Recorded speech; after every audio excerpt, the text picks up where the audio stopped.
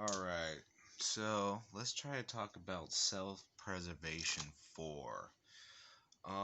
Yeah, I think that this is my actual Enneagram type is 4, not 5. I think 5 is probably more like what I wanted to be rather than what I am. I think 4 it sounds much more correct, especially when that I now that I see this subtype of self-preservation, which is like the counter to 4. Because 4 is a very like emotional type, but the self-preservation 4 bottles that emotion down, tamps it down. And most of my life, I've felt, when I was coming out of my haze, I definitely felt numb.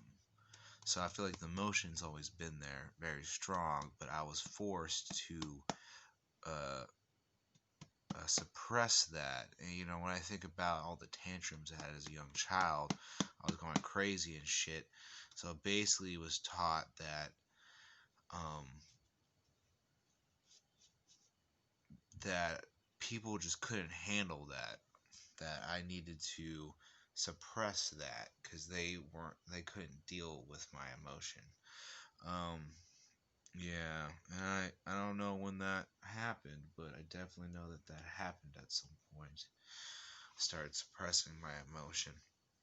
And then I've been spending so much time and focus on pain and suffering lately. And those words resonate with me quite clearly. I've written down so many quotes on pain and suffering, and I guess that is what the 4 is all about. Especially the self-preservation 4, which is an enduring 4, the long endurer of pain and suffering. Almost make virtue of suffering. And to escape my suffering, I focus on other people's suffering and trying to heal their suffering so that I can uh, just, yeah, so I can avoid my own.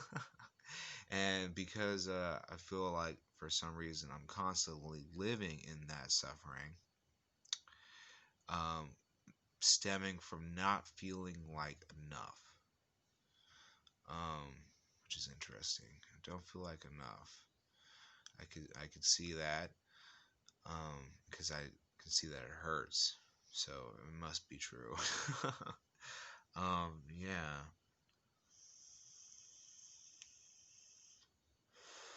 yeah, and if I look at my past, most certainly I've always found people and have been attracted to people that have intense pain or suffering. I can definitely spot that out in the room if you're suffering or not. And if you're not, I'm not nearly as interested in you either. Because I want you to suffer to distract from me from my own suffering. So if you have a bright and sunny disposition all the time, sometimes I'm kind of like, you're fake. Which isn't necessarily true. A lot of people are just bright and sunny all the time. And I could be perceived as bright and sunny all the time. So, because that's how I lead forward. I lead with a bright and happy disposition because I don't want to bring others down. I don't want to disconnect from people by being a burden to them. Um, but yeah, so what pain and suffering am I trying to escape from by looking toward others people's pain and suffering? Like this pandemic has been like a smorgasbord of energy for me because I feel like plenty of people are suffering. So yeah, that's kind of shitty to notice to think about. Um, yeah, and that's probably why I've felt no lack of energy lately. And does that mean I'm an energy vampire? No, I'm thinking I'm like a humanitarian. I'm trying to help people, but I'm using other people to distract me from the things I'm avoiding. So, yeah, and the core thing is having love taken away from me suddenly and not quite understanding why. So love was suddenly retracted and I did not understand why. And my fear is that I will allow myself to love, and that it will be pulled back suddenly, just as it was. So I don't fully open myself to love. I hold it back and I try to prevent it as much as possible. But over time, after fucking someone enough, you pair bond, and then love is becomes. Huh. So I'm not opening myself up for love because I'm afraid of losing the love. And I'm afraid of losing the love for fear of being inadequate, not being enough. Therefore, I do not seek love because I'm afraid of losing the love. I am not good enough. I am not ready. But when are you ready for love? Will you ever be ready for love?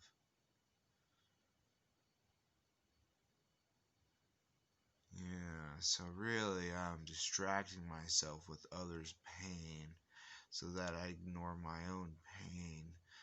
And that is why I am avoiding love, because so I'm running away from love because I have fear I am not enough. And if I continue down that road, I will never be enough, and my accomplishments will never be enough. Being fit won't be enough. Either I will never know enough about whatever subject I know about. I'll never be perceptive enough. Yeah, so if I have that mentality, I'm always going to be searching for something new to improve myself with because I don't think I'm good enough to be loved. So I'm seeking betterment for fear of not being good enough.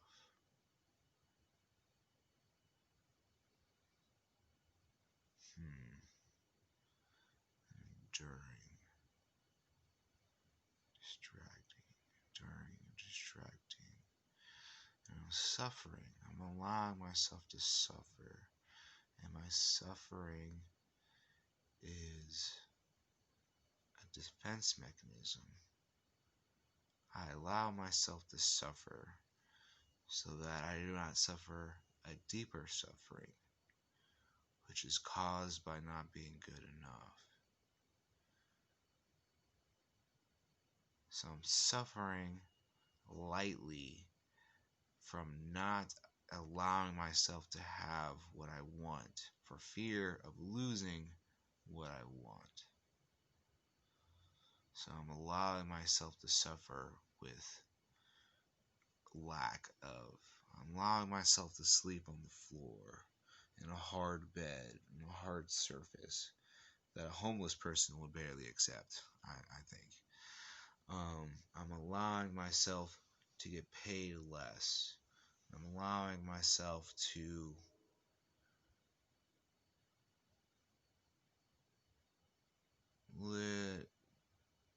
be alone. And I'm allowing myself to be undervalued because I'm afraid of going for more and losing that. So I would rather live in a state of suffering, of light suffering,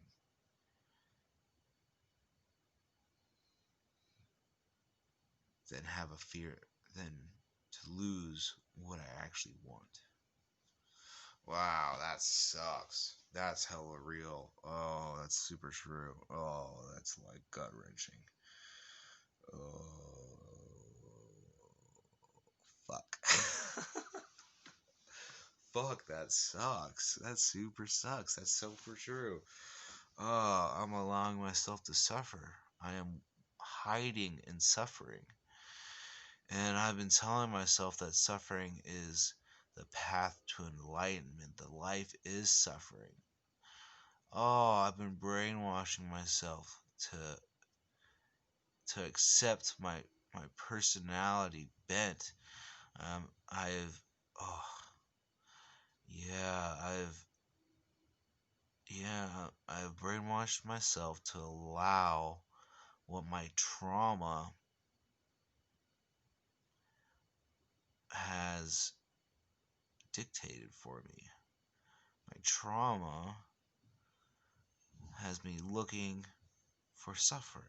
And I've been looking for suffering in people for a long time. Like when I think about high school, I knew I remember counting once and I knew 14 girls that cut themselves. And these weren't even sexual partners. They appeared. And and it's not that they appeared. I could see that they were suffering. And I just poked and prodded just a tiny little bit and these things would just fall out. And I was always like, how do I keep on finding this? Are all the girls in my class doing this? And I don't think that's the case. I think I just could smell it. I could sense it. And I'm like, you need my help. And I would listen to them. And, you know, and I was, maybe there was a sexual component, but almost never that happened. But in partners, there is definitely a damaged thing that I always find. And it's not that I find it, that I'm looking for it. If there isn't damage there, I almost see a lack of beauty there. Even in the things I collect around myself, I've noticed that I do not like new things. I want damaged things. I like things that have a damage but have a strength. I see the flaws in this, but I know it will endure. It's going to last forever. My kids will still see this piece of shit, you know. If I ever have kids. So yeah, I appreciate the strength without the the materialism fact. I don't necessarily require that. I don't need that show offiness. Yeah. Oh, that dark side. I love being there. Yeah, I definitely want to wallow in the suffering. I'm hiding in that suffering. Yeah, but it's funny because I didn't see that because I show such a sunny disposition to the world where I sit at it within myself, and what I'm looking for within others is not what I show to others necessarily. Maybe I'm bringing it out more, but that's because I'm doing it in this video format where that I can just ramble and ramble, ramble. If I was talking to you in person, none of this shit would come out. Oh, it's like